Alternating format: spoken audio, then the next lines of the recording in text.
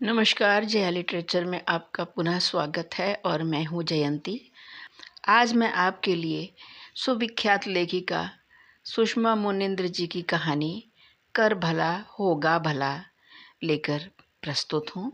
तो चलिए कहानी का आनंद उठाइए। रेलवे स्टेशन जाकर ज्ञात हुआ महानगरी एक्सप्रेस अपने निर्धारित समय से 2 घंटे लेट है। मैंने तो फ़ोन कर इंक्वायरी से पता कर लिया था महानगरी 2 घंटे लेट है, पर आप माने ही नहीं बाबूजी, इतनी जल्दी चले आए। बड़ा पुत्र एकनाथ उकताया हुआ है, इसलिए कि कई बार ये इंक्वायरी वाले गलत सूचना देते हैं या कि घंटी बजती रहती है और ये लोग उठाते ही नहीं हैं। इस देश जैसी अव्यवस्था और अनियमितता कहीं नहीं है। जल्दी आ गए हैं तो बहुत नुकसान नहीं हो जाएगा। ट्रेन छूट जाती तो ज़रूर। किसी को कहीं आना जाना हो तो बाबूजी इसी तरह हड़बड़ाते हुए शीघ्रता से भर जाते हैं। उफ़, इस गर्मी और भीड़ में 2 घंटे बिताना बहुत कठिन है। मंझले पुत्र ओंकार ने रुमाल से पसीना पोंछते हुए प्लेटफार्म की छत की ओर ताका। पंखा पूरी क्षमता से चल रहा था। असर नहीं डाल पा रहा, ये अलग बात है। बाबूजी अम्मा को संबोधित करते हुए बोले, मुंह फाड़े इधर उधर देखती खड़ी ना रहो, जैसे आज से पहले स्टेशन नहीं देखा है। इस बिस्तर के ऊपर बैठ जाओ और सामान की निगरानी करो। स्टेशन पर गिरहकट चोर उचक्के फिरते रहते हैं। हमें न सिखाओ। अम्मा तुनक कर कुशल गणितज्ञ की भांति तर्जनी दिखा दिखाकर सामान गिनने लगी। पूरे 9 नग हैं। ग्रीष्मावकाश में आई अम्मा की पुत्री अंबुज अपने 2 बच्चों यशा और संयोग को लेकर अपने पति के पास लौट रही थी। अम्मा स्नेहवश सामानों की गिनती बढ़ाती गई हैं। ट्रेन में इतना सामान चढ़ाना मुश्किल होगा। आजकल की भीड़ देख रही हो। यशा और टोबू साइकिल बेकार ले जा रहे हैं, फिर कभी भेज देते। छोटा पुत्र तिलक बोला, मैं साइकिल ले जाऊंगी, यहाँ ओम और देव चला चला कर तोड़ देंगे। यशा पैर पटक पटक कर मचलने लगी। ये टोबू साइकिल उसे नाना जी ने खरीद कर दी। आरक्षण नहीं मिला, इस कारण से वह साइकिल नहीं छोड़ सकती। अम्मा ने कह दिया, हो गया, ले जाओ साइकिल। जैसे इतना सामान जाएगा वैसे ही ये भी चली जाएगी। तिलक फुंफकारा, अम्मा तुम तो रोती हुई अंबुज दीदी के गले मिलती हुई एक तरफ खड़ी हो जाओगी। सामान तो हमें चढ़ाना होगा ना। अम्मा ने आंचल संभाल कर जोर से किया और मुंह फेर कर बैठी रही। बाबूजी ने खलवाट खोपड़ी पर हाथ फेर कर अम्मा को घुड़का, तुम्हारा पुत्री प्रेम भी गजब है। बांध लाई हो गेहूं चावल दाल की बोरियां। तो क्या हुआ, यहाँ इतनी खेती होती है और वहाँ बच्ची को अनाज खरीदना पड़ता है। कौन सा मूड में धर के ले जाना है। अम्मा अपने पर अड़ी थी। आजकल रेलों में इतनी भीड़ होती है कि आदम चढ़ जाए यही बहुत है। बड़ी बहू स्नेह ने मुंह खोला। तुम चुप रहो स्नेह, अम्मा ने दांत पीसे। इकलौती लाडली अंबुज निर्धारित समय से 1 सप्ताह पहले लौट रही है, वह भी बिना आरक्षण के। अम्मा का मन भारी है और उन्हें किसी के तर्क वितर्क सुहा नहीं रहे हैं। स्टेशन पर उफनाती बिलबिलाती उन्मादी भीड़। बाबूजी चारों ओर मुंडी घुमाकर खुफिया दृष्टि से प्लेटफार्म पर बिछी भीड़ को निहार रहे हैं। भीड़ वैसे ही प्लेटफार्म में समा नहीं रही है, जैसे पतीले में उफनता हुआ दूध। बाबूजी को सभी चेहरे शातिर चोर दिख रहे हैं। वे बार बार अंबुज को समझा रहे हैं कि उसे कितनी सतर्कता से सफ़र करना है। देख बिटिया, तू रात में सोना मत। देव से तो तिलक भी जा रहा है, पर इसका जाना न जाना बेकार है। ट्रेन चली कि ये सोया। ऐसी कुंभकर्णी नींद है इसकी कि पूछो मत। पति की निंदा सुनकर तिलक की पत्नी सोनी ने बुरा सा मुंह बनाया। आप चिंता मत करो बाबूजी, बस ट्रेन में जगह मिल जाए, बाकी मैं संभाल लूँगी। पर मुझे नहीं लगता कि जगह मिलेगी। भीड़ देखिए ना। अंबुज चिंतित है। कल रात फ़ोन आया था कि उसके पति को कई दिनों से ज्वर आ रहा है और उसे तुरंत बुलाया है। बहुत भाग दौड़ के बाद भी आरक्षण नहीं मिल पाया। सब हो जाएगा। इस भीड़ में जाने वाले कम होंगे और इन जाने वालों को विदा करने वाले अधिक होंगे। चले आते हैं भीड़ बढ़ाने। बाबूजी ऐसे कह रहे थे जैसे स्वयं अकेले आए हों। अंबुज को स्टेशन पहुंचाने पूरा कुनबा न आए तो बाबूजी को गौरव अनुभव नहीं होता। अम्मा रिसा जाती हैं कि किसी को लड़की से प्रेम नहीं है। बड़ी बहू स्नेह व उसकी 3 लड़कियां, मझली बहू रमा व उसके 2 बच्चे बबली और बालू, छोटी बहू सोनी व उसके 3 बच्चे ओम, देव व साल भर का राजू। अंबुज को विदा करने इतने लोग आए हैं। लाए गए हैं कहना अधिक उपयुक्त होगा। एक नाथ आरक्षण मिलने की आशा में निरंतर टीसी के पीछे भाग रहा था। बात बनती नहीं दिखती थी। बाबूजी ने देश को कोसा। मुझे लगता है पूरे देश को आज ही यात्रा करनी है। सब अपने अपने काम से जाते हैं बाबूजी। हम बेकार ही इतनी जल्दी आए। ओंकार अभी भी जल्दी आने पर अड़ा हुआ है। मैं देखता हूँ वेटिंग रूम में जगह हो तो। तिलक वेटिंग रूम की ओर चला। यशा और संयोग पीछे लग गए। इधर ठेले पर इडली, डोसा, समोसा, नमकीन, चिप्स, फूल की सजाए रेहड़ी वाले आ जा रहे हैं। बच्चे चिल्लाने लगे, अंकल चिप्स लेंगे। बाबूजी को स्टेशन से सामान खरीदना पसंद नहीं है, पर बाल हट बेबस किए देता है। 4 पैकेट अंकल चिप्स खरीदे गए। बच्चे पैकेट शेयर करने को तैयार नहीं हो रहे थे। सबको एक एक पैकेट दिलाकर समस्या का निदान ढूंढा गया। अम्मा गुस्सा गई। दिन भर खाते हैं फिर भी इनका पेट नहीं भरता है। 100 रुपये स्वाहा हो गए। बच्चे खाने में तल्लीन हैं। अम्मा की डांट से बेअसर। सभी बच्चों की माताओं ने स्वीकार किया कि ऐसे नालायक बच्चे कहीं ले जाने लायक नहीं हैं। तिलक वेटिंग रूम से लौट आया। वहाँ तो पैर रखने की जगह नहीं है। उफ! बाबूजी ने रुमाल से खलवाड़ शीश का पसीना पोंछा।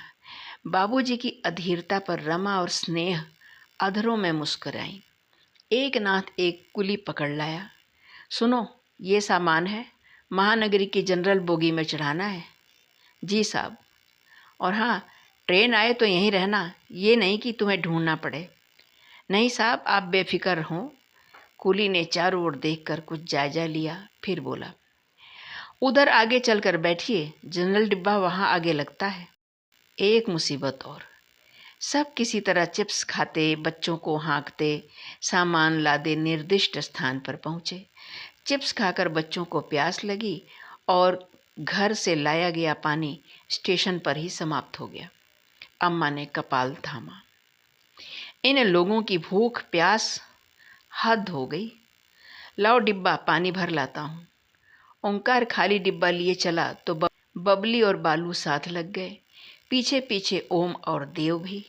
स्नेह की लड़कियां जुड़वा और विरासत फिल्म के पोस्टर को मुग्ध भाव से निहार रही हैं और सलमान और अनिल कपूर की चर्चा कर रही हैं।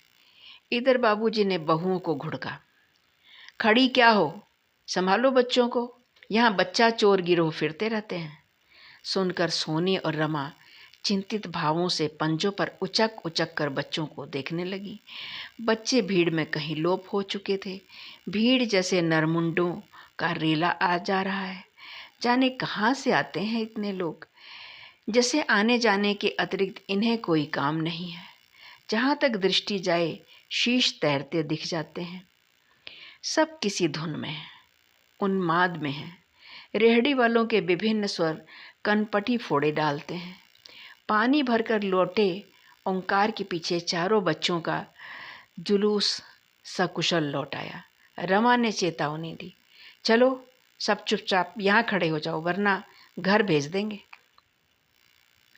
बच्चों ने कुछ देर आज्ञाकारी भाव दिखाया, पर उसकी चंचल प्रकृति उन्हें थिर नहीं रहने दे रही थी।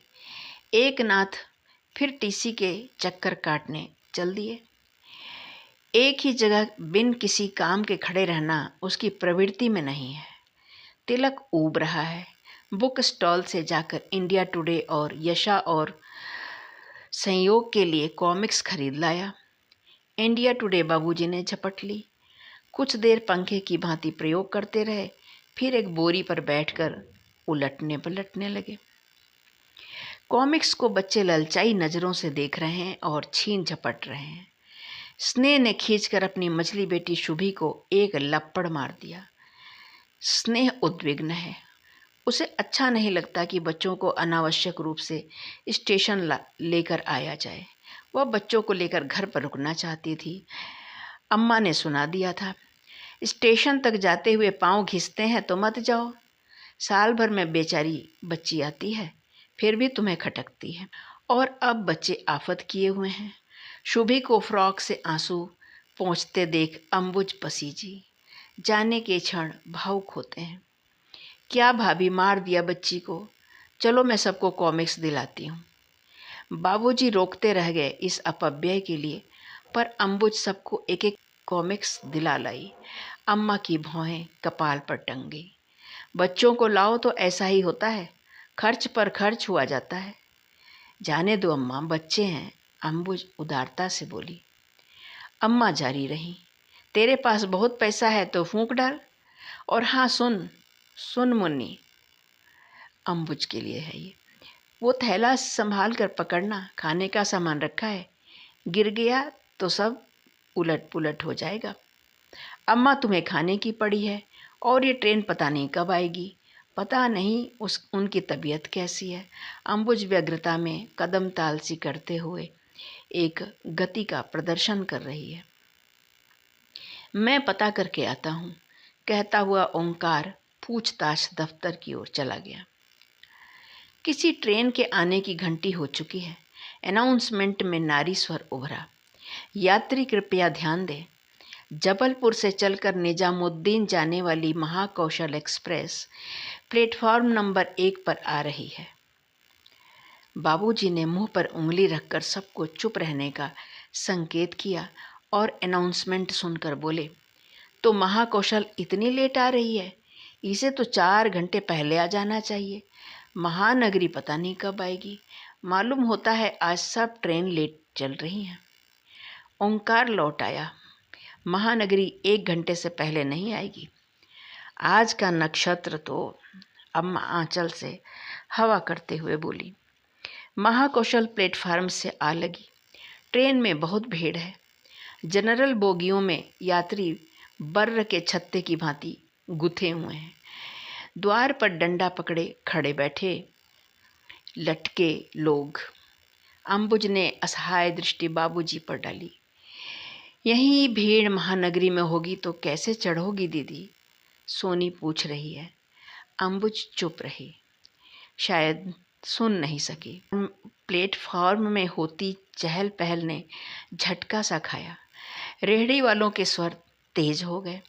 लोग उन्मादियों के उन्मान भाग रहे थे, अपेक्षित डिब्बे ढूंढ रहे थे। एक सज्जन विदेश जा रहे हैं, दिल्ली से फ्लाइट है, इन्हें विदा करने कई लोग आए हैं। गेंदे की मालाएं और कैमरे के फ्लैश। विदा होते सज्जन अपनी सामर्थ्य भर हंसी और मुस्कान बांट रहे हैं। उधर कोई किसी की जेब काट कर भागा है और भीड़ की एक टुकड़ी जेब कतरे के पीछे लगी है। बाबूजी ने बहुओं को डपटा, मुंह फाड़े न खड़ी रहो, अपने गहने संभालो, 10 बार कहा है कि स्टेशन पर यह सब पहन कर मत आया करो। सुनकर तीनों बहुओं ने चैन, बाली, चूड़ियाँ टटोलते हुए बुरा सा मुंह बनाया। स्नेह ने कह डाला, बाबूजी आप ऐसी हड़बड़ी मचाते हैं कि गहने उतारने का ध्यान ही नहीं रह पाता है। बाबूजी नहीं सुन पाए, उनका ध्यान जेब कतरे पर था। महाकौशल ने शनैई शनैई रेंगते हुए प्लेटफार्म छोड़ दिया। जाने वाले लंद फंद कर चले गए। उन्हें विदा करने आए लोग वापस लौट गए। प्लेटफार्म कुछ देर को खाली हुआ और कुछ देर में फिर से उतना ही भर गया। सोनी छोटे बच्चे राजू को हलराते दुलराते हुए थक गई तो वहीं फर्श पर फसक्का मारकर बैठ गई और जोर से थपकते हुए उसे सुलाने का प्रयत्न करने लगी। अम्मा ने निंदा की, बैठ गई फरस पर, सिल्क की साड़ी बर्बाद कर दी। और सोनी कुत्ता भी बैठता है तो पूंछ फटकार कर जगह साफ कर लेता है। क्या करूं, इसे संभालना कठिन हो रहा है। सोनी थकी हुई लग रही थी। कॉफ़ी पी लेते तो उकताहट कुछ कम हो जाती। अंबुज ने प्रस्ताव रखा, मैं कॉफ़ी लाता हूँ। एकनाथ कॉफ़ी लेने चला गया।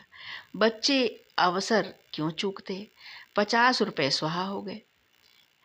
कुछ देर में अनाउंसमेंट हुआ। बाबूजी ने तर्जनी अधरों पर रखकर सबको चुप रहने का संकेत किया। यात्री ध्यान दें, मुंबई की ओर जाने वाली महानगरी एक्सप्रेस प्लेटफार्म नंबर 2 पर आ रही है। सूचना से प्लेटफार्म पर घबराहट और उतावली का झोंका सा आ गया। लो, इतनी देर बाद महानगरी आ रही है तो उस प्लेटफार्म पर। बाबूजी ठिठके से खड़े रहे, जिससे सूचना का सत्यापन करना चाह रहे हों। ओंकार इधर उधर जाकर कुली को ढूंढने लगा। अनाउंसमेंट सुनकर स्वयं ही आ गया और विद्युत की त्वरा से उसने 4 सामान लाद लिए। अफरा तफरी मची है। लोग हड़बड़ाए हुए दूसरे प्लेटफार्म की ओर भागे जा रहे हैं। बाबूजी तेजी दिखाते हुए कुली के पीछे लग लिए कि वह सामान लेकर गायब न हो जाए।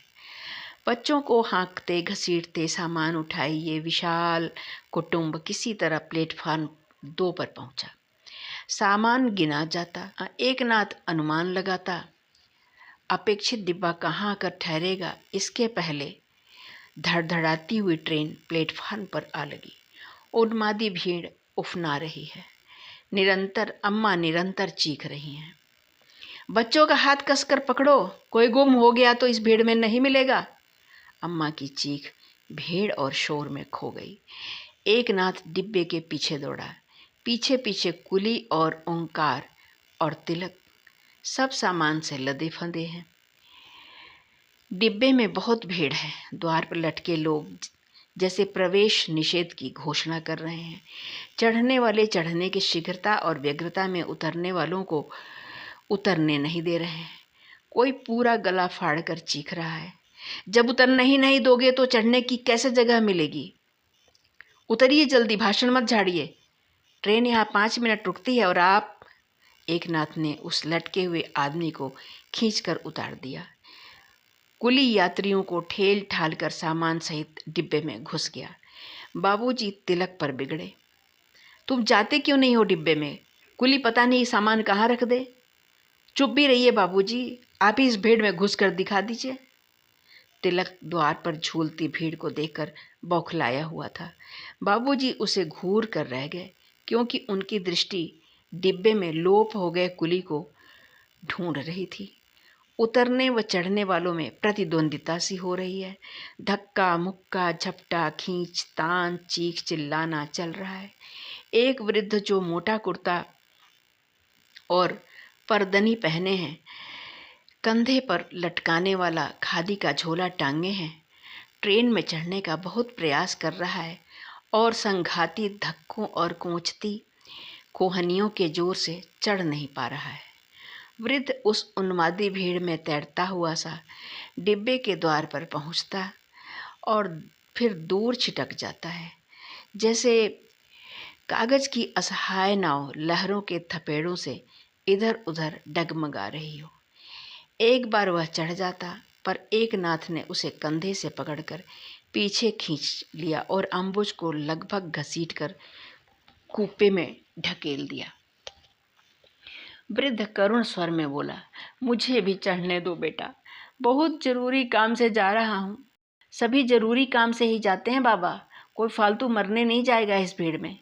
पर आप लोगों में धैर्य और एटिकेट बिल्कुल नहीं है, वरना सबको उतरने चढ़ने की जगह मिल जाती। एकनाथ ने उपदेश दे डाला। इतनी समझदारी की बातें करते हो, फिर भी इस तरह धक्का मुक्की कर रहे हो।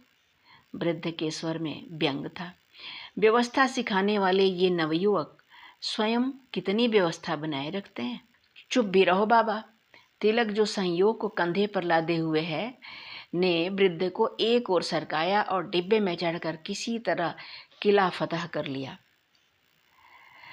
बेटा मुझे भी तनिक हाथ पकड़कर खींचोगे? वृद्ध का कृशकाय हाथ उठा ही रह गया और तिलक कूपे में कहीं बिला गया। बुढ़ा तो पीछे ही पड़ गया। पीछे से ओंकार का स्वर उभरा। अंबुज ने फेंटा कस लिया और दोनों हाथ हिला हिलाकर बाकी बचे सामान और यश के लिए चिल्ला रही है। लोग जब व्यक्ति से भीड़ की शक्ल में बदलते हैं तो सारे संस्कार, शालीनता, धैर्य, संयम, नम्रता, सभ्यता, सदाशयता खो देते हैं। भीड़ की शक्ल में स्वयं को पहचाने जाने का भय नहीं होता है। वृद्ध ट्रेन में चढ़ने के लिए भीड़ से जूझने में सारी क्षमता और ऊर्जा व्यय कर चुका तो भीड़ से निकलकर एक ओर पराजित सा खड़ा हो गया। कदाचित उस असंभव क्षण की प्रतीक्षा में जब भीड़ छटेगी और वह डिब्बे में चढ़ सकेगा। बाबूजी डिब्बे की गतिविधि पर दृष्टि जमाए हुए बोले, महोदय, ये आपके अकेले सफ़र करने की उम्र नहीं है। कम से कम अकेले तो सफ़र न किया करें। मुझे नहीं लगता ट्रेन में चढ़ पाएंगे। जाना बहुत ज़रूरी है, इसलिए जा रहा हूँ। वृद्ध ने अपनी पनियाई आंखें पर्दनी की कोर से पोंछी। उधर यशा को ओंकार ने किसी तरह डिब्बे में फेंक दिया। उसके भाल के दाईं ओर किसी संदूक का नुकीला कोना लग गया और घुमड़ निकल आया। ट्रेन धक्का खाकर रेंगने लगी। कुछ साहसी पराक्रमी लोग डंडा पकड़कर ट्रेन के साथ घिसट रहे हैं। बाबूजी सस्वर गाने लगे, प्रविसी नगर की जय सब काजा, हृदय राखी कौशलपुर राजा। यात्रा की सफलता हेतु बाबूजी गोसाई जी की ये चौपाई अवश्य दोहराते हैं। एक नाथ कूपे में ही रह गया जो बड़ी कठिनाई से कूद पाया।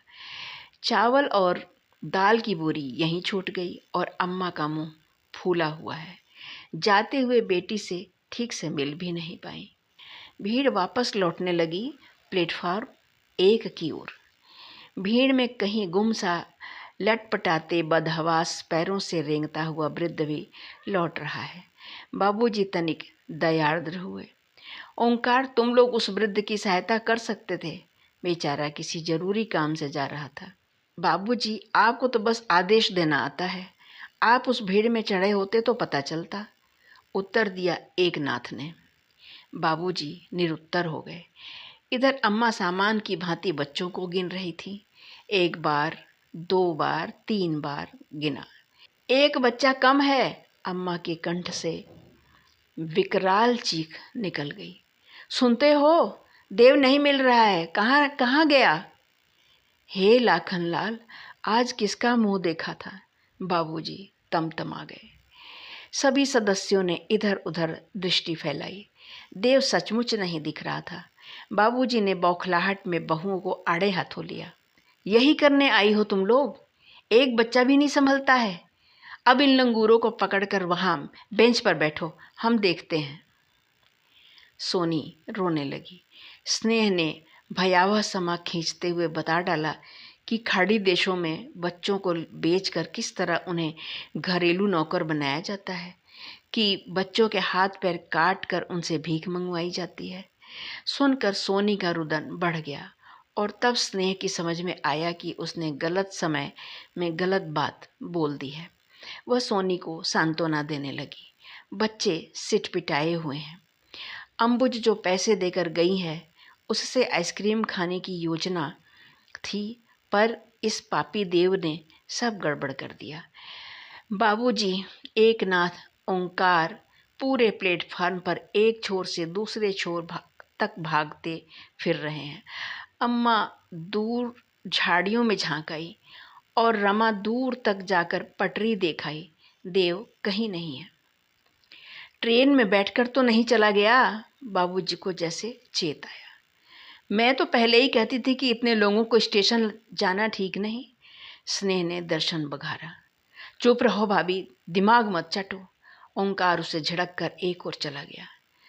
पूरे प्लेटफार्म खंगाल डाले गए। बच्चा नहीं मिला। एक नाथ बोला, बाबूजी, प्लेटफार्म 1 पर चलिए, हो सकता है देव उधर निकल गया हो। हाँ हाँ, ये ठीक होगा। सोनी प्लेटफार्म 2 छोड़कर जाने को तैयार नहीं थी। बाबूजी, देव यहीं से गुमा है, 1-2 लोगों को यहाँ पर रुकना चाहिए। देव कहीं इधर उधर चला गया होगा तो लौटकर आ जाएगा। सोनी ठीक कह रही है, सब एक जगह यहीं बैठो, वरना 1-2 बच्चे और गुम हो जाएंगे। बाबूजी महिलाओं और बच्चों को यहीं छोड़ पुत्रों के साथ प्लेटफार्म 1 की ओर लपके। अभी जल्दी कोई ट्रेन नहीं आनी है, इसलिए प्लेटफार्म कुछ खाली है। एकनाथ और ओंकार प्लेटफार्म पर कुशल धावक की तरह दौड़ते रहे, लोगों से टकराते रहे और दीदे न होने का विशेषण पाते रहे। बाबूजी वेटिंग रूम, सुलभ शौचालय, स्टॉल झांक आए। देव नहीं मिला।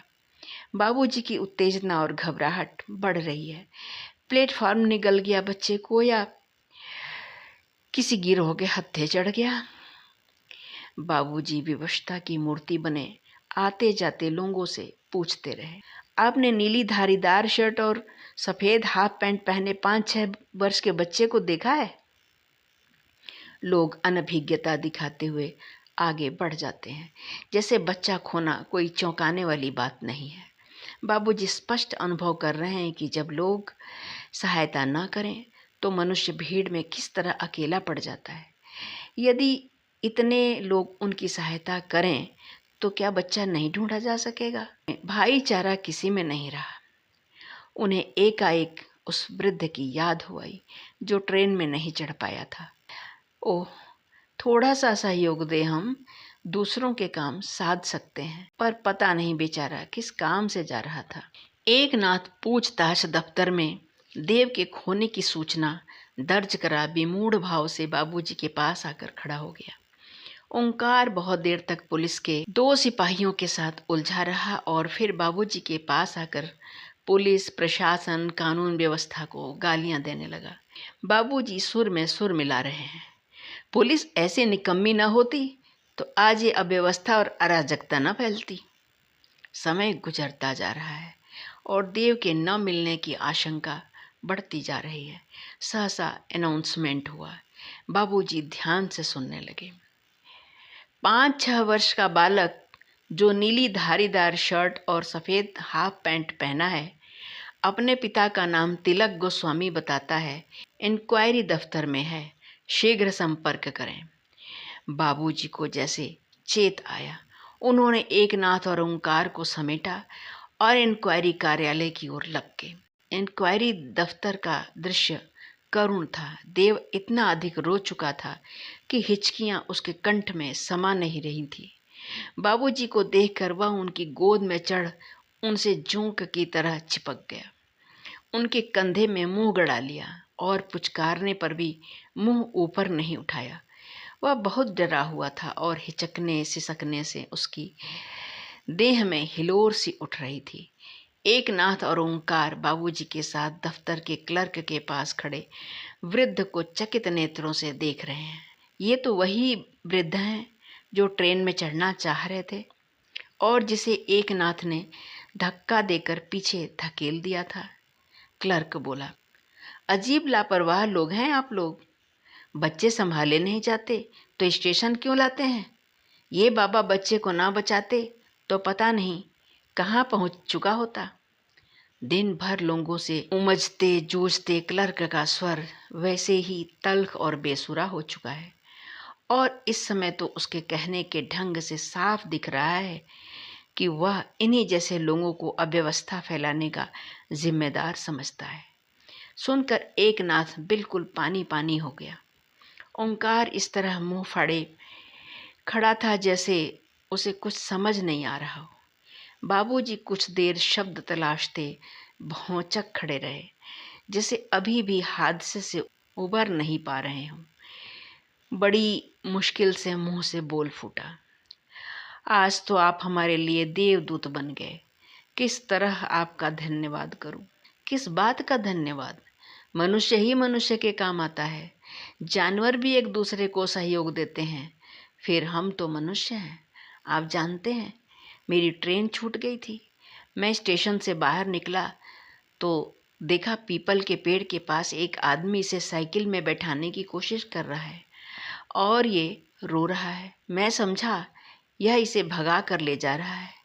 प्लेटफार्म पर इस बच्चे को आपके साथ देखा था। मुझे मालूम था बच्चा आपका है। बड़ी मुश्किल से इसे अपने साथ ला पाया हूँ। बच्चा इतना डर चुका था कि मेरे पास भी नहीं आता था। फिर मैंने कहा कि तुम्हारी माँ जहाँ हो वहाँ चले जाओ, और ये अकेला स्टेशन की ओर बढ़ा, पीछे पीछे मैं भी। मुझे लग रहा था आप लोग परेशान होंगे। एकनाथ अत्यंत लज्जित है। बाबूजी ने एक बार उसे घूर कर देखा, फिर वृद्ध को संबोधित करते हुए कहा, यदि आज आप न होते तो। मैं न होता तो क्या होता? बचाने वाला तो भगवान है। बहुत पछतावा था कि जा नहीं पाया, पर अब विश्वास हो गया भगवान जो करता है अच्छे के लिए करता है। इस बच्चे को बचाने के लिए ही शायद मेरी ट्रेन छूट गई। वृद्ध के अखरोट से सिकुड़े मुख पर कई भाव आ जा रहे हैं। आपको जाना कहाँ है बाबा? और ओंकार ने औपचारिकता का सिरा पकड़ा। मुंबई जाना है बेटा। सुबह तार मिला था। मेरा इकलौता बेटा सड़क दुर्घटना में चल बसा। उसके शव को लेने जाना है। पर वृद्ध मुख की सलवटें भीतर की सरलता को रोकने के प्रयास में और सिकुड़ाई। बाबूजी, एकनाथ, ओंकार सकते में आ गए। जैसे सही मायने में देव अब गुमा है। कितना बड़ा अन्याय किया है ईश्वर ने इस बुढ़ापे में। पता नहीं किस तूफान से गुजर रहा होगा यह वृद्ध, फिर भी दूसरों का भला करना नहीं भूला। ओह, बहुत दुख हुआ सुनकर। बाबूजी के कंठ से घुटी हुई सी संवेदना फूटी। वृद्ध चुप है, भीतर के तूफान के वेग को थामने के प्रयास में। हम आपकी कुछ सहायता। एकनाथ का वाक्य अधर में लटका रह गया। नहीं नहीं, आप लोग परेशान हैं, घर जाइए, मैं चला जाऊंगा। दूसरी ट्रेन रात 10 बजे मिलेगी। तुम मेरे लिए कुछ करना चाहते हो तो कोई असहाय वृद्ध मिले तो उसे थोड़ा सा सहयोग, थोड़ा सा स्नेह, थोड़ा सा सम्मान दे देना। हम वृद्ध तुम्हारे ही समाज का एक हिस्सा हैं बेटा, जो आज अपनी ऊर्जा खो चुके हैं। तुम लोग युवा हो, बहुत ऊर्जा है तुम्हारे भीतर, बहुत क्षमता है। इस क्षमता का छोटा सा भाग किसी की भलाई में लगा देना, मैं समझूंगा मुझे उपकार का मूल्य मिल गया। एक छोटी सी कहावत है, कर भला होगा भला। दूसरों का भला करोगे तो तुम्हारा भी भला होगा। कहकर वृद्ध पराजित चाल से चलकर कक्ष के द्वार पर पहुंचे और फिर पलटकर बाबूजी के ऐन सामने जा खड़े हुए। बुरा न माने तो कुछ कहूँ, रेलवे स्टेशन इतने लोगों को लेकर ना आया करें। अब व्यवस्था फैलती है। कानून और व्यवस्था बनाए रखना पुलिस और प्रशासन का ही दायित्व नहीं है, हम सभी नागरिकों का दायित्व है। हम चाहें तो फैलती जा रही अव्यवस्था को किसी सीमा तक कम कर सकते हैं।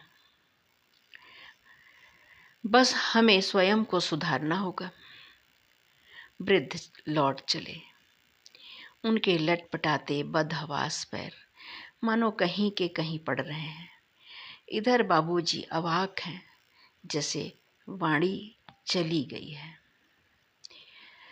अभी आप सुन रहे थे सुषमा मुनिंद्र जी की एक अत्यंत मार्मिक कहानी, जो हम सभी नागरिकों की ही अव्यवस्थाओं पर समाज का ध्यान दिलाना चाहती है, क्योंकि यह समाज हम जैसे व्यष्टि से ही जो है समष्टि की ओर जाता है। अगर एक एक व्यक्ति सुधरे तो समाज सुधर जाएगा और सारी व्यवस्था जो है केवल कानून और प्रशासन की ही नहीं रह जाएगी। तो वीडियो समाप्त करती हूँ। चैनल पर नए हैं तो आप कृपया मेरे चैनल को सब्सक्राइब कर लीजिएगा, लाइक कर दीजिएगा और अपने मित्रों के साथ शेयर कर दीजिएगा। सुषमा मुनिंद्र जो है किसी भी परिचय की मोहताज नहीं हैं। आगे भी मैं इनकी कहानियाँ आप तक पहुँचाती रहूँगी, इसलिए आप मेरे चैनल से जुड़े रहिएगा। बहुत बहुत धन्यवाद आपका।